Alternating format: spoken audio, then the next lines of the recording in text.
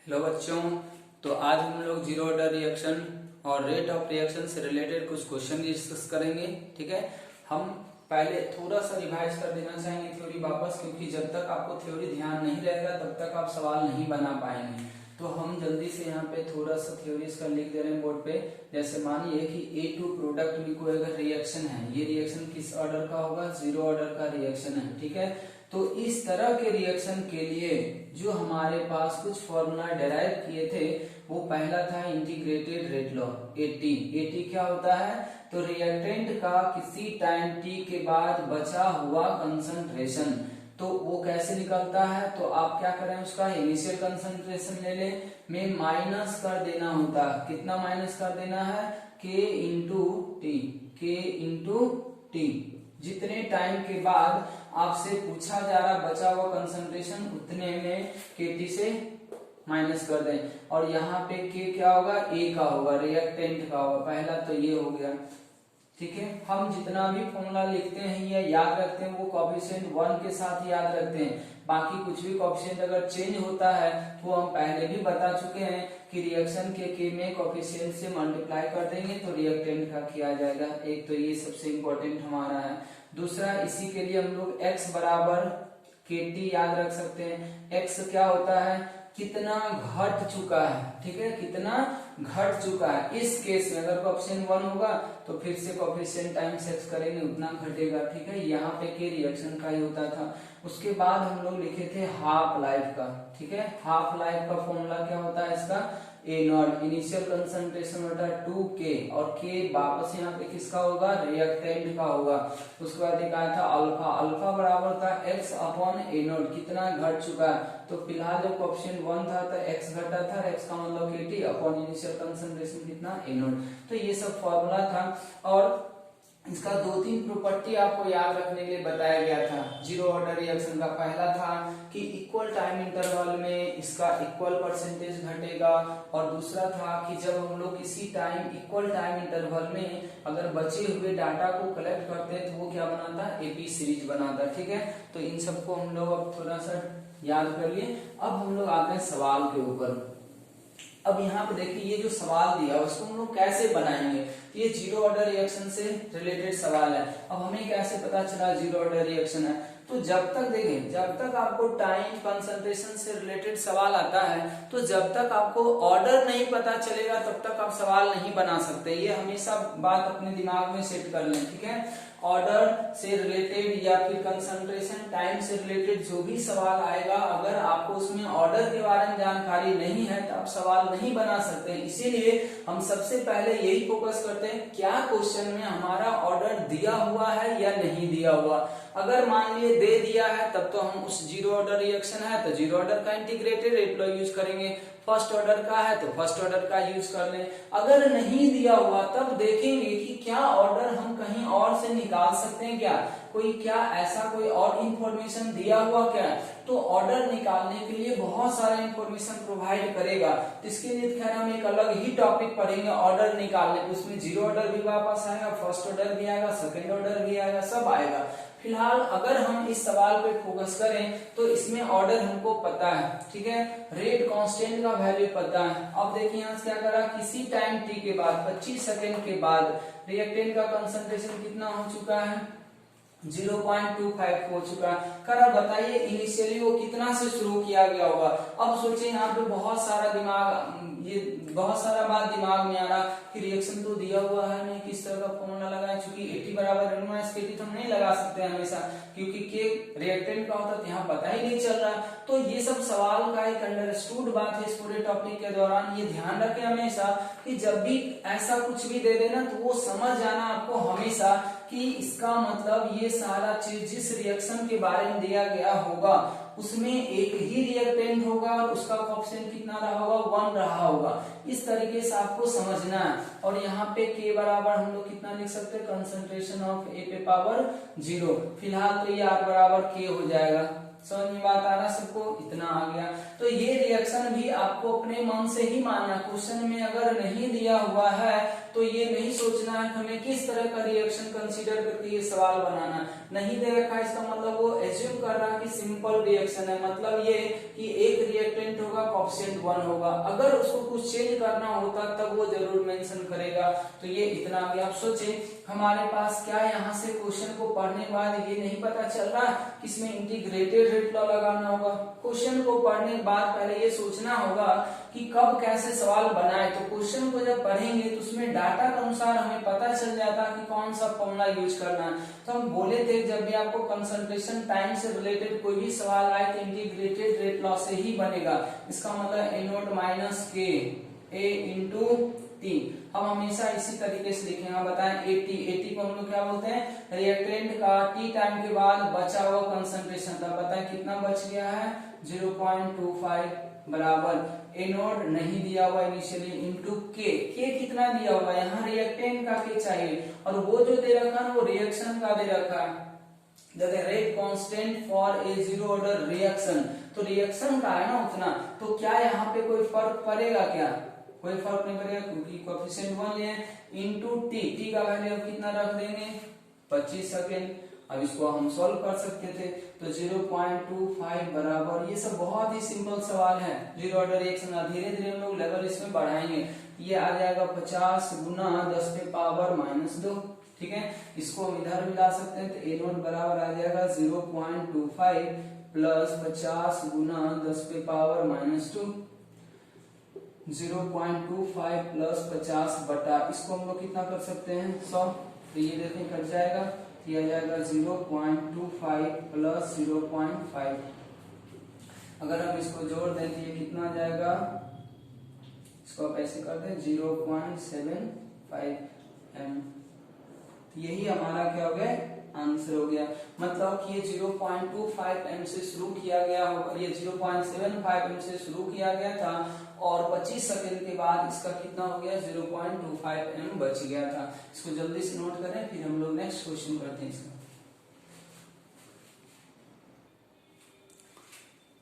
इस क्वेश्चन को ध्यान से देखें सभी लोग, इसमें किस तरीके का दिया हुआ देखें, इसमें अगर कोएफिशिएंट चेंज किया तो ये रिएक्शन दे रखा, रिएक्शन दे रखा है, इसके ऊपर क्या रखा जीरो ऑर्डर रिएक्शन लिख रखा। अब यहाँ पे देखिए क्या करा कि इनिशियल कंसंट्रेशन जो ए है रिएक्टेंट उसका दे रखा और क्या करा कंसंट्रेशन बी जो प्रोडक्ट में उसका कितना दे रखा है 20 सेकेंड दे रखा, तो करा बताइए कि हाफ लाइफ और लाइफ टाइम इसका क्या है और 20 सेकेंड के बाद ही ए कितना बचा और सी कितना बना होगा। तो अब इस तरीके के सवाल को कैसे बनाएंगे, अब ध्यान से देखें कि अगर आपको किसी रिएक्शन के रिएक्टेंट का कंसंट्रेशन निकालना हो किसी टाइम टी के बाद बचा हुआ, तब तो आप इंटीग्रेटेड रेट लॉ लगा देंगे, लेकिन जब आपको प्रोडक्ट का कंसंट्रेशन निकालना हो तब उसके लिए कोई इंटीग्रेटेड रेट लॉ नहीं होता है, आपको क्या करना पड़ेगा स्टोइकियोमेट्री से आपको रिलेट करना पड़ेगा। तो जब भी आपको प्रोडक्ट का अमाउंट निकालना हो या दिया हुआ हो तो इस तरीके के सवाल को डील करने का तरीका ये होता कि पहले आप t इक्वल्स टू 0 और t इक्वल्स टू t पे जो इक्वेशन बनाते थे वो आप पहले बना लें, ठीक है। उसके बाद आपको वहां से आइडिया लग जाएगा कि हम कैसे कैसे करेंगे। तो अब सोचे कि अगर हम इक्वेशन बना लेते हैं और वहां से अगर x का वैल्यू निकाल लेते हैं तब हमारा बचा हुआ भी कंसंट्रेशन आ जाएगा और प्रोडक्ट का कितना कितना बना वो भी आ जाएगा। तो हम इस सवाल को करते हैं। अब जैसे देखिए सबसे पहला हम काम यही करेंगे कि ये जो 3a change to 2b plus 4c है, सवाल बनाने का जो तरीका उस पर भी फोकस करें। ये एक सवाल आया, एक दो सवाल फॉर्मूला बेसिस से बना दिए, काम हो गया खत्म। सवाल अप्रोच कैसे करेंगे, सवाल को अप्रोच कैसे करें उसका टेक्निक समझे कि कोई भी अननोन सवाल आएगा तो हम कैसे सोचेंगे, हमें इस तरीके से सवाल को करना है। तो हम हमेशा सवाल में बताते हैं कि कब किस सवाल को कैसे अटेम्प्ट करना था। अब यहाँ पे हम लोग एक टेक्निक बता रहे हैं कि जब भी जीरो ऑर्डर रिएक्शन हो या फर्स्ट ऑर्डर रिएक्शन हो, तो जब भी हमें प्रोडक्ट का अमाउंट निकालना हो या दिया हो, चाहे वो प्रेशर भी हो सकता है अगर गैसियस हुआ तो हमेशा पहले रिएक्शन को आप एनालाइज करें। किस टाइम पे, दो टाइम पे, t इक्वल्स टू 0 पे। आप सोचिए t इक्वल्स टू 0 पे इसका कितना अमाउंट दे रखा है आपको 20, ठीक है। इसका कितना रहा होगा 0, इसका कितना रहा होगा 0। अब कह रहा किसी समय के बाद, वो समय क्वेश्चन में दे रखा, आप t1 नहीं लिखेंगे, कितने समय के बाद 20 सेकेंड के बाद। अब बताइए ये घटा होगा ना, कितना घटा होगा, तो आप 3 - x घटा सकते हैं। ये बना होगा ना, कितना बना होगा 2x बना हुआ, ये कितना बना होगा तो 4x बना होगा। इतना तो पहले अपने मन से आप कर ही ले, हमेशा सवाल में क्या दिया हो उससे हमें कोई लेना देना नहीं होना चाहिए। अब देखते हैं ये कि जो चीज पूछा है हमें, पहले हम इसके बारे में बात करते हैं। TLT, इसका फॉर्मूला क्या है आपको पता होगा, रिएक्टेंट के रिस्पेक्ट में निकालते हैं तो A नोट अपॉन K होता है, A नोट अपॉन K, वो K जो आएगा रिएक्टेंट का होगा। दूसरा हाफ लाइफ क्या होता है, A naught upon 2Ka reactant का होगा। ठीक है, अब सोचें कि यहाँ पे K हमें जरूरत है, K दिया हुआ नहीं है, K हमारा क्या है यहाँ पे दिया हुआ नहीं है, तो हम K कैसे निकालेंगे, बिना K निकाले ये दोनों तो कम से कम नहीं बनने वाला। ठीक है, उसके बाद की बात आते हैं। अब कह रहा है A B, ये A और C का कंसंट्रेशन बताना। ठीक है, A और C का कंसंट्रेशन भी हम लोग कैसे निकालते हैं इसको भी देखते हैं। तो पहला काम हमारा ये होगा कि अब K निकाला जाए। पहला काम क्या होगा हमारा, K निकालने का। अब सोचिए K कैसे निकलेगा, K निकालने के यहाँ पे क्या तरीका हो सकता है। तो अगर हमारे पास इनिशियल कंसंट्रेशन दिया हुआ, ध्यान से सभी लोग देखें, हमारे पास क्या दिया हुआ, इसका इनिशियल कंसंट्रेशन दिया हुआ और किसी टाइम t के बाद इसका दिया हुआ, इसीलिए हम लोग यहाँ पे क्या करेंगे, सोचते हैं क्या यहाँ इंटीग्रेटेड रेट लॉ लगाने से हमारा K आ जाएगा क्या, या कोई और तरीका हो सकता है क्या। तो पहला हम काम यहाँ पे यही करेंगे कि इंटीग्रेटेड रेट लॉ लगाने की कोशिश करते हैं। अब सोचिए AT बराबर अगर हम लोग लिखे यहाँ पे A note minus KT, AT बराबर हम लोग क्या लिख सकते हैं, A नोट माइनस KT। तो AT का वैल्यू देखिए, A नोट पता होना चाहिए था, AT पता होना चाहिए था और T पता होना चाहिए। चलो T तो पता है लेकिन AT तो पता है नहीं, तो AT हम कैसे निकालेंगे। तो AT निकालने के लिए हम सोच रहे हैं ये कि क्या कोई और इंफॉर्मेशन दिया हुआ जिसको हम यूज नहीं कर रहे हैं। तो एक इंफॉर्मेशन हमें यहाँ से पता चल रहा है कि कंसंट्रेशन ऑफ B जो है आफ्टर 10-20 सेकेंड कितना दिया हुआ है, 12 दिया हुआ। अब देखें 20 सेकेंड के बाद AT कितना है 220 माइनस 3x, लेकिन ये वैल्यू तुमको तब ना पता चलेगा जब x पता चलेगा। तो x कैसे निकाले, तो x निकालने का तरीका हमारा यहीं पे लगाएंगे कि अकॉर्डिंग टू क्वेश्चन, पहले ये इतना बना लें, इक्वेशन निकाल लें अपने से, उसके बाद जो क्वेश्चन में डाटा दिया जाता है उससे रिलेट करते हैं। अकॉर्डिंग टू क्वेश्चन हम ये कह सकते हैं कि कंसंट्रेशन ऑफ B जो है आफ्टर 20 सेकेंड वो आ रहा है कितना 2x, लेकिन क्वेश्चन में जो दे रखा है इसका वैल्यू कितना दे रखा है 12m, तो दोनों तो इक्वल होना चाहिए। इसका मतलब x बराबर कितना आ गया 6m। अब देखें आपको सब निकल गया, a से लेके दूसरा पार्ट तक सब सोल्व हो जाएगा। अब सोचिए 80 बराबर क्या रखना चाहिए हमें, तो 80 बराबर रखेंगे 20 माइनस कितना 3x का वैल्यू कितना इतना, तो 80 बराबर हो जाएगा 20 माइनस 3x बराबर कर दें A नॉट। A नॉट का वैल्यू कितना दिया हुआ है 20 माइनस K इंटू कितना T, T कितना हो जाएगा 20 सेकेंड। अब यहाँ ध्यान दें K जो A हम लोग यहाँ लिख रहे हैं वो तो रिएक्टेंट का निकालना है ना, K A जो आएगा यहाँ किसका आएगा, रिएक्टेंट का ही आएगा। अब यहाँ से देखें ये इतना आ गया। अब यहाँ पे देखें क्या हम लोग कर सकते हैं 20 माइनस 18 कर दें क्या 3 इंटू एक्स, 18 हो गया बराबर 20 माइनस KA इंटू 20। ठीक है, तो यहां से अगर हम देखें तो ये 2 बराबर आ रहा 20 माइनस KA इंटू 20। ठीक है, तो ये KA बराबर KA इंटू 20 बराबर कितना आ जाएगा, उधर जाके 18 आ जाएगा। तो KA बराबर जो आ गया आपका वो आ जाएगा 18 बटा 20, तो ये आ जाएगा 0.9। ठीक है, तो KA हमारा कितना आ गया 0.9। ये ध्यान रखें हमेशा इंटीग्रेटेड रेट लॉ से जो भी K आएगा वो किसका आएगा, रिएक्टेंट का आएगा। फिलहाल ये रिएक्टेंट का K इतना आ चुका है। अब हम लोग आते हैं फर्स्ट क्वेश्चन के ऊपर। पहला सवाल half life T half life कितना हो जाएगा, तो A not upon 2KA, A not upon 2KA। तो अब यहाँ पे देखें A नोट का वैल्यू कितना था 20 डिवाइडेड बाय 2 इंटू K जो आया है ये आपका रिएक्टेंट का ही आया है। जब रिएक्टेंट का ही आया तो कुछ करना ही नहीं है, रिएक्शन का अगर आता है या रिएक्शन का दिया हुआ रहता तब यहाँ पे हमें चेंज करना होता। फिलहाल यहाँ पे हमारा कितना हो जाएगा 0.9, ये आ जाएगा आपका 20 अपॉन 1.8। ये हाफ लाइफ आ रहा। अब सोचे कि अगर हम TLT की बात करें और ये आएगा सब सेकेंड में, ये किस में आएगा, सेकेंड में आएगा। देख लो वहां पे टाइम सेकेंड में। TLT की बात करें तो पूरा लाइफ क्या होगा इसका दुगना हो जाएगा। तो हम इसको कर सकते हैं 20/1.8 गुना 2 भी कर सकते हैं, इसको आप 40/1.8 भी रख सकते हैं, इसको सॉल्व भी कर देना अपना। तो ये पहला सवाल हो गया। अब दूसरा सवाल तो देखिए आराम से निकल गया। अब 80 कह रहा था, तो 80 तो हमारा सीधा सीधा आ गया। या तो अब इस फॉर्मूले को लगाए, तो इस फॉर्मूले को हम क्यों लगाएं, फिर इतना सारा सवाल सोल्व करना होगा। 80 तो हमारा यहाँ से आ ही गया, तो सीधा हम लोग कर देंगे 20 माइनस कितना 3x, तो ये आ जाएगा हमारा 2m। अब C का कंसंट्रेशन कर रहा है, मतलब ये हो गया कंसंट्रेशन ऑफ A, और कंसंट्रेशन ऑफ C जो होगा किसी टाइम t के बाद या 20 सेकंड के बाद वो कितना जाएगा, तो 4x है, तो 4 गुना कितना कर देंगे x का वैल्यू कितना आया है 6, तो यह जाएगा 24 है। तो हम समझते हैं ये सवाल सबको क्लियर हो गया होगा। इसको जल्दी से नोट कर लें, फिर हम लोग नेक्स्ट सवाल करते हैं।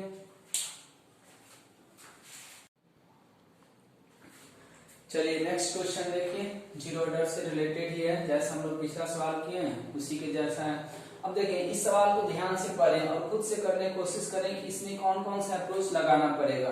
तो सबसे पहला हम क्या बोलते हैं, काइनेटिक्स का जब भी कोई सवाल आए ना, तो सबसे पहला आप ऑर्डर पे फोकस करें कि ऑर्डर दिया हुआ है या नहीं है। अगर आपको क्वेश्चन में ऑर्डर दे रखा है तो बहुत सारा काम आपका आसान होने वाला है। अगर ऑर्डर नहीं दिया हुआ है तब आपको पहला टारगेट यही होगा कि ऑर्डर पता करें, क्योंकि जब तक रिएक्शन का आपको ऑर्डर पता नहीं चलता है तब तक आप कोई फॉर्मूला नहीं लगा पाएंगे। इसलिए ऑर्डर पे हम लोग बहुत ज्यादा कॉन्शियस रहते हैं। यहाँ तो फिलहाल ऑर्डर दे रखा है, ठीक है। अब जैसे देखिए कह रहा है कि अमोनिया का डिकम्पोजिशन हो रहा है, प्लैटिनम कैटलिस्ट की तरह यूज होता है, उसके सरफेस पे हम लोग इसका डिकम्पोजिशन करें। किस तरह का ऑर्डर ये हो रहा है रिएक्शन, जीरो ऑर्डर रिएक्शन है। अब कह रहा है क्या, किसका हाफ लाइफ जो है वो कितना मिनट है, 5 मिनट है। कब, जब हम इनिशियल प्रेशर कितना से शुरू करते हैं 380 टॉर्च से। अब इतना देखिए ये क्यों बोल रहा है, ठीक है, ये इसलिए बोल रहा है, इतना से हमें क्या पता चल जाएगा। अगर किसी भी रिएक्शन का हाफ लाइफ दे रखा है, इनिशियल प्रेशर या इनिशियल कंसंट्रेशन दे रखा है या मोल दे रखा है, ठीक है, इसका मतलब है कि अब हम लोग इसका क्या निकाल सकते हैं, रेट कांस्टेंट निकाल लेंगे। अब अगर एक बार रेट कांस्टेंट आ जाएगा तो फिर आप अगर उसी रिएक्शन को किसी दूसरे इनिशियल प्रेशर से स्टार्ट करते हैं तो क्या के का वैल्यू चेंज हो जाएगा, क्या चेंज नहीं होगा, क्योंकि किसी भी पार्टिकुलर रिएक्शन के लिए जो के होता है वो टेम्परेचर पे डिपेंड करता है, कैटलिस्ट पे डिपेंड करता है, स्टोइकियोमेट्रिक कोएफिशिएंट पे डिपेंड करता है। तो ये सब चीज हम लोग कुछ भी चेंज नहीं कर रहे हैं, ठीक है। इसीलिए जो पहला इंफॉर्मेशन दिया हुआ यहाँ से यहाँ तक वो सिर्फ और सिर्फ आपको के निकालने के लिए दिया हुआ। अब सोचिए दूसरा क्या कर रहा calculate total pressure. Total pressure का क्या मतलब होता है, टोटल प्रेशर किसी टाइम टी के बाद का मतलब हुआ कि ये भी देख से देखिए गैस है, ये भी गैस है और ये भी गैस है। तो इनिशियली तो कंटेनर के अंदर सिर्फ अमोनिया है, इसलिए जो भी प्रेशर लग रहा होगा वो सिर्फ अमोनिया लगा रहा होगा। लेकिन जब किसी समय के बाद पूछता है तो बाद का क्या मतलब हुआ कि अमोनिया घट गया होगा कुछ ना कुछ, फिर ये बना हुआ फिर ये बना हुआ। इसका मतलब कुछ समय के बाद रिएक्शन के अंदर क्या क्या रहने का चांस है, अमोनिया भी हो सकता है, ये भी हो सकता है और ये भी हो सकता है। अमोनिया भी हो सकता है, हम क्यों बोल रहे हैं, क्योंकि अब उस टाइम का मतलब होता है कि किस टाइम के बाद पूछा जा रहा है। अब अगर सोचें कि रिएक्शन हाफ लाइफ तक होगा तो हाफ लाइफ तक ये भी रहा होगा, ये भी रहा होगा, ये रहा होगा। अगर लाइफ टाइम के बाद वाले टाइम पे कोई पूछ रहा है, इसका मतलब क्या, जीरो ऑर्डर रिएक्शन तो कंप्लीट हो जाता, तो रिएक्टेंट तो आपका खत्म हो जाएगा। तब वहां पे आपको प्रेशर सिर्फ और सिर्फ किसके कारण निकालना था, N2 के कारण और H2 के कारण। तो अब ये हम कैसे पता कर लेंगे, तो ये हम पता कर सकते हैं क्योंकि हमें जिस टाइम पे पूछा जा रहा है, ठीक है, कितने टाइम बाद पूछा जा रहा है, 1 मिनट के बाद पूछा जा रहा है। तो पहले ये देख लेते हैं कहीं 1 मिनट इसका लाइफ टाइम तो नहीं है। अगर लाइफ टाइम होगा फिर ये नहीं बचा होगा, सिर्फ ये और ये रहा होगा। या अगर आपको ऐसा टाइम पूछे, हम कहेंगे for a very long time. जब भी ऐसा वर्ड यूज करें for a very long time, इसका ये मतलब हुआ कि रिएक्शन खत्म हो चुका होगा, तब तो हम लोग सिर्फ इसका निकालेंगे। फिलहाल अब हम लोग चेक करते हैं। सबसे पहला चीज जो यहाँ होगा सॉल्यूशन में, वो हम लोग ऊपर वाले डाटा को देखते हुए पहले हम लोग क्या निकालेंगे, के निकालेंगे। अब यहाँ ध्यान से देखें, के बराबर हम लोग क्या लिखते हैं, A0/2K। ये किसका होता है, रिएक्टेंट का होता है, हमेशा ध्यान रखें। अब बताएं A0 का वैल्यू कितना है 380। अब A0 कंसंट्रेशन भी हो सकता है, गैस के लिए प्रेशर भी हो सकता है, कभी कभी मोल भी यूज हम लोग कर सकते हैं। 2 × KA तो हमें निकालना है, के ए हमें क्या करना है, निकालना है। अब बताएं हाफ लाइफ आपको कितना दे रखा है, तो के ए हम यहाँ ही लिखते हैं क्योंकि बाकी क्वेश्चन सॉल्व करना है।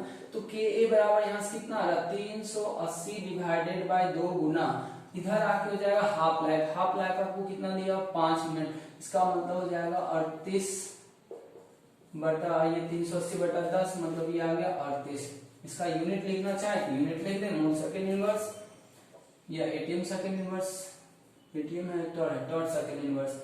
ये इसका यूनिट क्या आ जाएगा टॉर मिनट इनवर्स, इसका यूनिट क्या आ जाएगा टॉर मिनट इनवर्स। अब देखिए के रिएक्शन का आ गया ना। अब हम लोग चलते हैं क्या पूछा जा रहा है, ये इंफॉर्मेशन सिर्फ इतना दे रखा। अब कहता है calculate total pressure develop in the container after 1 minute when the reaction, यही रिएक्शन है, कितना इनिशियल प्रेशर से स्टार्ट किया जा रहा है 190 टॉर से। अब जैसे देखें रिएक्शन आपको क्वेश्चन में दे रखा है N2 + 3H2 गैस। हम क्या बोले थे आपको, जब भी आपके सवाल में प्रोडक्ट के बारे में डिस्कस कर दे, इसका मतलब है कि आप पहले 2 टाइम पे रिएक्शन का एनालिसिस खुद से कर लें।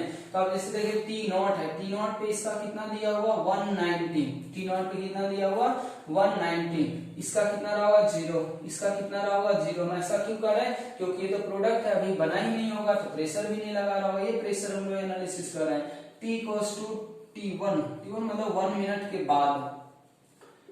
अगर हम 1 मिनट की बात करें, ये तो घट गया होगा, कितना घट गया होगा प्रेशर इसका 2x से प्रेशर इसका घट गया होगा, तो बचा हुआ प्रेशर कितना ही रहा होगा ना, इसका प्रेशर कितना हो गया होगा x atm या टॉर जो भी बोले, इसका कितना हो गया होगा 3x टॉर हो गया होगा। ठीक है, अब सोचिए टोटल प्रेशर अगर हमें निकालना है, आप p भी कर सकते हैं, प्रेशर के लिए आप 2p घटा दें, कोई जरूरी नहीं x भी लिख सकते हैं, नोटेशन का कोई वो नहीं है, यहाँ पे आप 3p लिख दें। ठीक है, अब सोचें हमको टोटल प्रेशर पूछा गया, टोटल प्रेशर किसी टाइम t के बाद मतलब रिएक्शन खत्म होने से पहले अगर वो टाइम है तो हम लोग ये लिखेंगे, ये लिखें। हम सोचें कि अगर 1 मिनट के बाद पूछा है तो हम लोग यहाँ पे टोटल प्रेशर क्या कर सकते हैं, देयरफॉर pt बराबर कितना हो जाएगा pt, pt का मतलब टोटल प्रेशर, टोटल प्रेशर के हम इन सबको जोड़ देंगे तो मेरे समझ से आ रहा 190 प्लस कितना 2p, pt बराबर कितना हो जाएगा 190 प्लस 2p। अब हमारा आंसर तो यही होना है, इतना ही टॉर होना है, लेकिन बस हमें क्या मिल जाए p मिल जाए। p को कैसे निकालेंगे, p निकालने का हमारे पास क्या तरीका हो सकता है, तो अब देखिए कोई ऐसा इक्वेशन है जिसको हम लोग यूज कर सकते हैं यहाँ पे जिससे हमारा p निकल जाए। तो एक इक्वेशन है इंटीग्रेटेड रेट लॉ हम लगा सकते हैं। ठीक है, p निकालने तो वही तरीका हो सकता है। तो अगर हम यहाँ पे इंटीग्रेटेड रेट लॉ लिखें तो हम लिख सकते हैं pt = p0 minus of k into T. अब ये k जो होगा वो किसका होगा, रिएक्टेंट का होगा ना, तो a लिख रहे हैं या अमोनिया भी आप लिख सकते हैं, रिएक्टेंट को a से लिखते हैं अक्सर। अब देखिए यहाँ ये pt और ये pt में फर्क है, जब हम लोग ऐसा pt लिखते हैं ना तो इसका मतलब होता है वो रिएक्टेंट का सिर्फ प्रेशर बता रहा है टी टाइम के बाद, और ऐसा t लिखते हैं इसका मतलब है कि पूरे रिएक्शन कंटेनर का प्रेशर बता रहा है टी टाइम के बाद। तो हम अब यहाँ से निकालेंगे pt निकालने की कोशिश करें, pt बराबर हमारा क्वेश्चन में कितना दे रखा है -2p बराबर, तो देखिए p0 कितना दे रखा था इतना, माइनस के ए कितना आपको आया है, के ए वहां से देख लें कितना आया 38। अब यहाँ पे हमें ये नहीं सोचना कि यहाँ तो ऑप्शन 2 है इसमें 2 से गुना करें, नहीं करेंगे। क्यों नहीं करेंगे, क्योंकि ये जो के आया है वो ऑलरेडी रिएक्टेंट का ही आया है, रिएक्शन का होता तब ना 2 से गुना करते। तो ये 38 हो गया, गुना टी कितना हो गया 1 मिनट, गुना टी कितना हो गया 1 मिनट। अब यहाँ से देखिए इसमें से सिर्फ p बच गया, अगर हम इसको सॉल्व करें तो मेरे समझ से ये कट जाएगा, तो यहाँ से 2p बराबर कितना आ गया 38। हमको 2p ही तो चाहिए, हम p क्यों निकालेंगे, 2p ही निकालते हैं। अगर आपको इंडिविजुअली पूछते हैं, यहाँ ढेर सारा सवाल पूछा जा सकता है, पूछता टी टाइम के बाद बताइए H2 का कितना पार्शियल प्रेशर है, H2 का पार्शियल प्रेशर, तो इसको हम लोग H2 का पार्शियल प्रेशर बोलते थे, हम लोग 3 गुना 38 करते हैं। सिर्फ N2 का पार्शियल प्रेशर पूछता तो 38 करते, ठीक है। NH3 का पार्शियल प्रेशर पूछता तो इतना हम लोग करते। फ्रैक्शन भी पूछ सकता है, प्रेशर फ्रैक्शन पूछा जा सकता है। ये सारा टॉपिक हम लोग एक बार और एनालाइज करेंगे, बट यहाँ अगर सीख लेते हैं तो वहां भी आपको इसी तरीके से करने को मिलेगा। तो देयरफॉर pt बराबर अगर मैं बात करूं तो यह आ जाएगा 190 प्लस कितना हो जाएगा 2p का वैल्यू 38, तो ये आ जाएगा गुना जोड़ देंगे तो ये 8 आ जाएगा, 228 टॉर। यही हमारा इसका फाइनल क्या हो जाएगा, आंसर हो जाएगा। ठीक है, किसी भी तरीके से कोई कर सकता है, या अगर किसी को इतना याद है कि ये भी नहीं लगाए, इससे भी बन जाएगा सवाल। इंटीग्रेटेड रेट लॉ बिना लगाए बना सकता है। वो क्या करेगा, क्योंकि उसको घटने वाला क्वांटिटी याद है, x बराबर कितना होता है kt, तो x निकाल ले, p निकाल ले, p निकालिएगा तो जरूर वो 29 आ रहा होगा। ऑल्सो हम लोग क्या कर सकते हैं इसी निकालने के लिए, हम जानते हैं कि x बराबर कितना होता है kt, तो p बराबर कितना हो जाएगा kt यहाँ रिएक्शन का होता है, ये ध्यान रखना, kt हो जाएगा। अब देखें k का वैल्यू कितना हो जाएगा, k यहाँ रिएक्शन का होगा, तो रिएक्शन का k कितना हो जाएगा 38, रिएक्शन का k सॉरी, उसको डिवाइड करना होगा, चूंकि रिएक्टेंट का है ना, तो ये आ जाएगा 19 गुना 1, तो p बराबर कितना आ गया 19। तो चूंकि ये जो k है वो किसका होगा, रिएक्शन का, और सोचिए रिएक्शन का k होगा रिएक्शन का, और रिएक्शन का k क्या होता है, चूंकि हम बोलते हैं रिएक्टेंट के रिएक्टेंट बराबर होते हैं स्टोइकियोमेट्रिक कोएफिशिएंट गुना k रिएक्शन। तो k रिएक्शन के लिए स्टोइकियोमेट्रिक कोएफिशिएंट से क्या करना होगा, आपको डिवाइड करना होगा, तो 38 में 2 से डिवाइड कर दे, इतना आ जाए। यहाँ से देखिए वही आ रहा है, कैसे भी कोई कर सकता है, इस तरीके का भी सवाल कर सकते हैं। इसको भी जल्दी से लिख ले।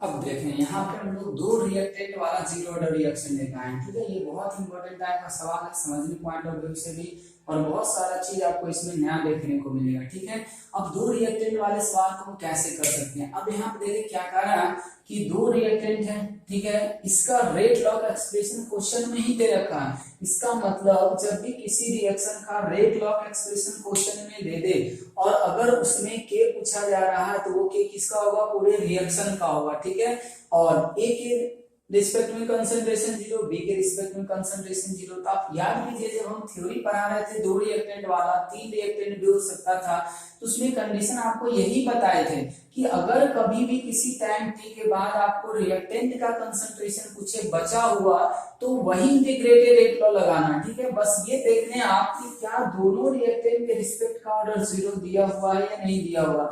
अगर दोनों के रिस्पेक्ट का ऑर्डर जीरो है, तो हम लोग हर एक रिएक्टेंट के लिए वो अलग अलग लगा सकते हैं। ठीक है, ऐसा भी हो सकता था कि आप कोएफिशिएंट अलग अलग भी हो सकता है, तो ऐसा भी एक सवाल हम लोग दे देंगे, आप उसको खुद से भी कर सकते हैं। फिलहाल हम इसको डील करने की कोशिश करते हैं। देखिए क्या कह रहा क्या कि रिएक्टेंट ए और रिएक्टेंट डी का जो इनिशियल कंसंट्रेशन है स्मॉल बी है, तो कह रहा बताइए कि ए और बी का एक्सप्रेशन क्या होगा। हम एक्सप्रेशन का यहाँ बात इसलिए कर रहे हैं क्योंकि यहाँ पे वैल्यू नहीं निकाला जा सकता, क्योंकि ऐसा डाटा ही नहीं दिया हुआ जिससे हम x को निकाल सके। ठीक है, तो इसलिए आपको x के टर्म में ही बताना है एक्सप्रेशन। ठीक है, तो अब अगर हम लोग इसको सॉल्व करें तो हम इस तरीके से बता सकते थे a plus b change to product.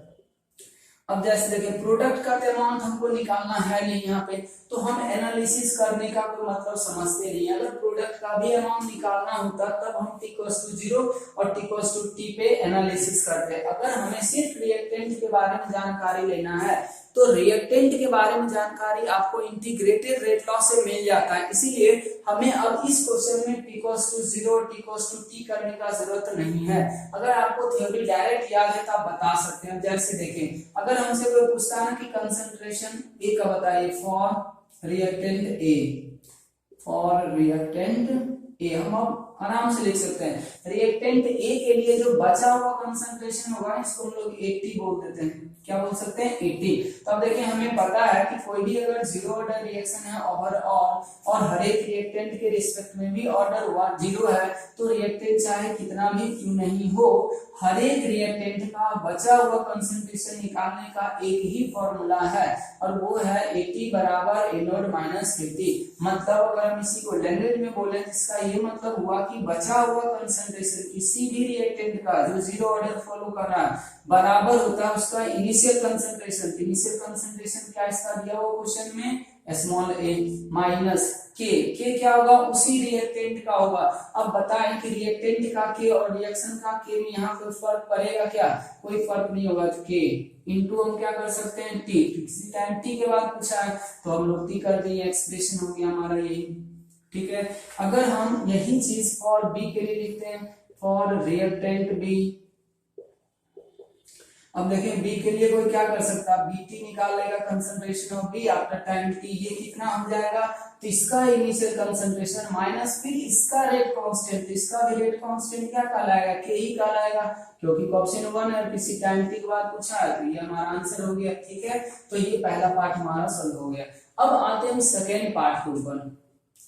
अगर सेकेंड पार्ट को डील करें तो ये क्या कह रहा, ये यहाँ पे कह रहा क्या कि ए और बी का हाफ लाइफ बताए, हम पहले दिन ही बताए थे कि हाफ लाइफ या लाइफ टाइम होता है ना, वो किसी रिएक्टेंट के रिस्पेक्ट में होता है। ठीक है, तो जब एक रिएक्टेंट होता है तब आप वहां पे रिएक्शन का हाफ लाइफ बोले या रिएक्टेंट का हाफ लाइफ बोले, दोनों बात सेम हो जाता है। लेकिन जब एक से ज्यादा रिएक्टेंट होगा तब आपको वहां पे रिएक्टेंट का ही हाफ लाइफ बोलना होगा, रिएक्शन का हाफ लाइफ कुछ अलग हो सकता है। ठीक है, उसके लिए कंडीशन भी आता है, तो हम लोग तीसरा पार्ट में लिखें। तो अगर हमसे कोई पूछे तो हम ऐसे लिखेंगे हाफ लाइफ ऑफ ए का हाफ लाइफ। अब जैसे देखिए हाफ लाइफ का भी फॉर्मूला वही लगाना, चाहे एक रिएक्टेंट हो, दो रिएक्टेंट हो, तीन रिएक्टेंट हो, बस ध्यान यही रहे कि हर एक रिएक्टेंट के रिस्पेक्ट का ऑर्डर कितना होना चाहिए, 0 होना चाहिए। तो हाफ लाइफ 0 ऑर्डर रिएक्शन के लिए आप क्या बोलते हैं, ए नोट इंटू 2 के और ए नोट। अब बताएं ए नोट का वैल्यू यहाँ कितना हो जाएगा, ए 2 इंटू के का वैल्यू तो के ही रह जाएगा, तो ये आ गया। इसी तरीके से अगर हम लोग देखते हैं तो हाफ लाइफ जो बी होगा तो वो हम लोग सिमिलरली कितना लिख सकते हैं, बी अपॉन 2k, तो ये हमारा हो गया। अब आते हैं तीसरा पार्ट। तीसरा पार्ट में क्या कह रहा क्या कि इनिशियल कंसंट्रेशन जो रिएक्टेंट का है ए और बी, उसके बीच में क्या रिलेशन होना चाहिए ताकि दोनों रिएक्टेंट का हाफ लाइफ जो हो एक हो। इसका ये मतलब हुआ, कह रहा क्या कि दोनों रिएक्टेंट को हम कितने कितने मोल से शुरू करें ताकि सेम टाइम में दोनों का कंसंट्रेशन आधा हो जाए। मतलब हम ये कह रहे हैं कि अगर हम इसको 10 m से शुरू करते हैं, मान लीजिए इसका हम लोग 10 मोल पर लीटर ले लिए इनिशियल कंसंट्रेशन, इसका हम 25 मोल पर लीटर ले लिए, तो रिएक्शन अगर स्टार्ट होता है तो कोई जरूरी नहीं होता है कि जितना समय ये 10 से 5 हो रहा उतना ही समय ये 25 से 12.5 हो जाए, मतलब 12.5 हो जाए, अलग अलग टाइम हो सकता है। तो कह रहा क्या कि इसीलिए कि बताइए ए और बी को किस तरीके से रिलेट किया जाए ताकि दोनों सेम टाइम में आधा हो जाए, और वही पूरे रिएक्शन का भी अब हाफ लाइफ कहलाएगा। तो इसलिए हम यहाँ से देखते हैं जनरल निकाल कर, अभी हमें पता नहीं है, लेकिन क्या कर रहा है कि दोनों का हाफ लाइफ क्या होना चाहिए, इक्वल होना चाहिए। अब यहाँ से हम लोग देख लेते हैं दोनों का हाफ लाइफ इक्वल होने का क्या मीनिंग है। तो हम लोग कर सकते हैं कि फॉर, या आप ऐसे कर दें according to question, according to question का दोनों का हाफ लाइफ इक्वल होना चाहिए। तो हाफ लाइफ जो है रिएक्टेंट ए का बराबर कर देना किसका, half life of reactant b का। अब बताएं हाफ लाइफ रिएक्टेंट ए का कितना है, तो ए अपॉन 2k बराबर कितना हो जाएगा, ये बी अपॉन 2k। अब अगर यहां से देखें तो ये आ रहा है 2k से 2k कट जाएगा, तो ये आ जाएगा आपका a upon b is to कितना आ रहा, 1:1, a by b is to कितना आ रहा, 1:1। अब इससे हमें क्या पता चला, या हम ऐसे लिख सकते हैं a इज टू b बराबर 1:1। क्या इससे कोई हमें मतलब निकालना पॉसिबल लग रहा है क्या, या इससे कुछ हो सकता है क्या? तो इसको समझने के लिए हम जल्दी से आपको एक और सवाल दे रहे हैं, छोटा सा, सारा क्वेश्चन वही रहेगा, बस हम कोएफिशिएंट चेंज करके बता रहे हैं। अब जैसे देखिए अगर कोई कहता है 2a + 3b है, 2a + 3b change to product में जा रहा है, इसका भी मान लीजिए रेट कांस्टेंट आपको ऐसा दे रखा है, ठीक है, रेट कांस्टेंट ऐसा दे रखा। अब यहाँ सोचें अगर यहाँ से कोई कहता है हाफ लाइफ ऑफ ए बताएं आप, बाकी चीज भी आप इसके लिए इसी तरीके से निकाल सकते हैं, यहाँ पे 2kt हो जाएगा, यहाँ पे 3kt हो जाएगा, ठीक है। अब देखें ए बी, इसका अभी भी वही है, ए और बी ले लिए हैं। अब देखें हाफ लाइफ इसका कितना होगा, a अपॉन 2 इंटू के लिखेंगे, के जो होगा वो तो रिएक्टेंट का होगा ना, तो रिएक्टेंट का के का मतलब कितना हो जाएगा 2k, और करना होगा आपको, तो ये आ जाएगा a अपॉन 4k, ठीक है। अब यहां से अगर वापस देखें टी हाफ ऑफ बी, तो टी हाफ ऑफ बी बराबर कितना वापस हम लोग लिख सकते हैं, b अपॉन 2k, 2k का मतलब कितना हो जाएगा 3k, ऐसा ही लिखते हैं हम लोग, मान लीजिए ऐसा लिखा हुआ, ठीक है, इससे आपको एक बात और अच्छे समझ में आ जाएगा। अब हम लोग करते हैं देयरफॉर, अगर हम इन दोनों की इक्वेट करें यहाँ पे, टी ए बराबर, यहाँ से एक इंपॉर्टेंट पॉइंट निकल के आएगा, उसको हम लोग याद भी रखेंगे। अगर टी ए बराबर टी बी करते हैं, ए का हाफ लाइफ टी के हाफ लाइफ को इक्वल कर देते हैं, तो यहाँ से क्या पता चलेगा आपको, देखें ए अपॉन 2 गुना 2k, ठीक है, बराबर ये आ जाएगा आपका बी अपॉन 2 गुना 3k, ठीक है। अब देखें ये 2 से 2 कटेगा, ये k से k कट जाएगा, ठीक है। अब यहाँ पे देखने आ रहा है a अपॉन 2 बराबर कितना, b अपॉन 3, या a इज टू b बराबर 2:3। अब देखिए यहाँ से आपको रिलेशन पता चलना होगा कि इनिशियल अमाउंट दोनों रिएक्टेंट का इस तरीके का होना चाहिए ताकि उसका जब हम रेशियो लें ना, तो वो जो रेशियो आए ना वो स्टोइकियोमेट्रिक कोएफिशिएंट के रेशियो के इक्वल हो जाए। जैसे देखें यहाँ पे a और b का कोएफिशिएंट कितना है, 1:1, 1:1, यहाँ पे कोएफिशिएंट कितना 2:3, तो a/b बराबर भी उतना ही आएगा हमेशा 2:3। इसका ये मतलब हुआ कि अगर हम यहाँ पे a का 1 मोल लेते हैं, ठीक है, तो b का भी कितना लेना होगा, 1 मोल लेना होगा ताकि 1:1 आ जाए, ठीक है, तभी ये ऐसा हो पाएगा। मतलब हम ये कहना चाह रहे हैं कि यहाँ पे जब भी लेंगे ना इस तरह का रिएक्शन का हाफ लाइफ दोनों रिएक्टेंट का सेम तभी होगा जब उसका रेशियो लें तो स्टोइकियोमेट्रिक कोएफिशिएंट 1:1 आ जाए। अब जैसे कि यहाँ पे क्या a और b का कंसंट्रेशन कैसे स्टार्ट करेंगे, इसका ये मतलब हुआ कि अगर कोई a को 4 मोल ले लेता, मान लिया ऐसे a को कितना मोल ले लिया, 4 मोल, तो b को आपको कितना लेना होगा, b को उतना ही लेना होगा ताकि इन दोनों का रेशियो लेंथ कितना आ जाए 2:3 आ जाए। तो मेरे समझ से यहाँ पे मैं कितना लेना चाहिए, 6 लेना चाहिए। जब हम a को 4 मोल लेके शुरू करेंगे और b को 6 मोल लेके शुरू करेंगे तब दोनों का हाफ लाइफ क्या आ जाएगा, एक ही टाइम आएगा, दोनों का हाफ लाइफ अलग अलग नहीं आएगा। इसका मतलब यहाँ से यही हमें पता चलता है कि अगर दोनों रिएक्टेंट का हाफ लाइफ को सेम करना है तो उसका इनिशियल कंसंट्रेशन जो होगा वो उसके स्टोइकियोमेट्रिक कोएफिशिएंट के रेशियो के इक्वल होना चाहिए। इस पॉइंट को हम नोट करके लिख भी दे रहे हैं, आप लोग इसको पहले लिख लें, उसके बाद इस पॉइंट को नोट बना के लिख भी दे रहे हैं। दो रिएक्टेंट वाले सवाल को इसी तरीके से सॉल्व कर सकते हैं। इसको लिख लें जल्दी, फिर इसको हम लोग लिख लेते हैं। इस पॉइंट को समझे आप, जो 2 पॉइंट हम यहाँ से लिखें कंक्लूजन निकालने के बाद। पहला पॉइंट लिखा हुआ क्या कि हाफ लाइफ होगा हर एक रिएक्टेंट का वो इक्वल तभी होगा जब उन सारे रिएक्टेंट का इनिशियल कंसंट्रेशन का जो रेशियो होना चाहिए वो उसके स्टोइकियोमेट्रिक कोएफिशिएंट के रेशियो की क्या हो जाना चाहिए, इक्वल हो जाना चाहिए, जैसा कि यहाँ पे हम लोग सॉल्व भी किए हैं, ठीक है। दूसरा कि इस तरह के रिएक्शन में half life of reaction define तभी होगा जब दोनों का हाफ लाइफ क्या है, सेम टाइम पे आएगा। अगर अलग अलग टाइम पे आ रहा तो आप सिर्फ रिएक्टेंट ए का अलग से बताएंगे, बी का अलग से बताएंगे, पूरे रिएक्शन का हाफ लाइफ हम नहीं बता सकते, क्योंकि पूरे रिएक्शन का हाफ लाइफ का मतलब ये हुआ कि वैसा टाइम बताना है जब रिएक्शन में इन्वॉल्व हर एक रिएक्टेंट का कंसंट्रेशन क्या हो जाए, आधा हो जाए, और वो तो ऐसा तभी होगा जब ये रेशियो में हम लोग यूज करते हैं। इसीलिए हम लोग ऐसा बोलते हैं कि जब एक से ज्यादा रिएक्टेंट हो जाए तो पूरे रिएक्शन का जो हाफ लाइफ होगा वो डिफाइन तभी होगा जब हर एक कंसंट्रेशन का ये हर एक रिएक्टेंट का कंसंट्रेशन आधा सेम टाइम में हो जाए, और वो तभी होगा जब आप इनिशियल कंसंट्रेशन किस तरीके का ले, जो रेशियो उसका हो स्टोइकियोमेट्रिक रेशियो इक्वल हो जाए। तो इस तरीके का हमारा कुछ जीरो ऑर्डर रिएक्शन का सवाल होता है। जीरो ऑर्डर रिएक्शन में और भी सवाल अभी आएंगे, ऑर्डर पहचानने वाला आएगा, ग्राफ से रिलेटेड सवाल आएगा, तो वो सब सवाल और आगे टॉपिक में हम लोग करेंगे। अभी हम लोग मोस्ट प्रोबेबली आपको हाफ लाइफ और इंटीग्रेटेड रेट लॉ को यूज करने के रिस्पेक्ट में हम लोग सवाल यहाँ पे कराए हैं। तो ये कुछ जीरो ऑर्डर रिएक्शन का इंपॉर्टेंट सवाल है, इस तरीके के सवाल और आपको आगे मिल सकता है। अब देखें इस तरीके के सवाल, ये भी बहुत इंपॉर्टेंट सवाल है। अब क्या क्वेश्चन आपको पढ़ के लग रहा है ये जीरो ऑर्डर रिएक्शन का है या पिछले वाले टॉपिक से रिलेटेड है, रेट ऑफ रिएक्शन से रिलेटेड एक सवाल है, और ऐसा सवाल हम कराए भी थे, फिर वापस हम क्यों कराना चाह रहे हैं, बस फर्क क्या है। अब देखें कि यहाँ एक सवाल पीछे हम करा भी चुके हैं, इनिशियल रेट जहाँ पे हम लोग पढ़े थे, इंस्टेंटेनियस एवरेज, बस यहाँ देखिए कोएफिशिएंट है। अब हम लोग वहां बताए थे कि जब भी आपको कभी भी कंसंट्रेशन दिया हुआ है रिएक्टेंट का और रेट निकालना रहे तो हम लोग क्या करते हैं, डीसी बाई dt करते हैं। अब सोचिए कि क्या यहाँ भी हम डीसी बाई dt कर देंगे तो रेट आ जाएगा क्या, नहीं आएगा। रेट बराबर अगर कोई यहाँ पे डीसी बाई dt लिखता तो ये क्या है, गलत है। क्यों गलत है, क्योंकि जब हम पिछला सवाल कर रहे थे ना तो वहां पे आप जाकर देखेंगे ये रिएक्टेंट का कंसंट्रेशन 1 रहा होगा, या तो रिएक्टेंट रिएक्शन दिया ही नहीं था, इसका मतलब H2P लेना था।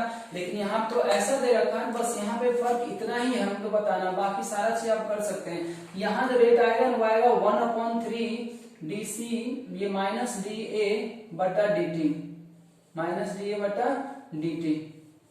सबको समझ में बात आ रहा क्या, कि यहाँ पे बस 1/3 हमें यहाँ पे लगाना पड़ेगा, ठीक है। माइनस के साथ ही हम लगा सकते हैं क्योंकि रिएक्टेंट का अमाउंट है, घटता हुआ टाइम के साथ। अब इसको जब आप सोल्व करेंगे तब जाकर रेट आएगा। और इसी में एक बार आप क्या करें, t=0 पे पुट कर देंगे, एक बार क्या करेंगे t=2 सेकेंड पे पुट कर देंगे तो R2 आ जाएगा।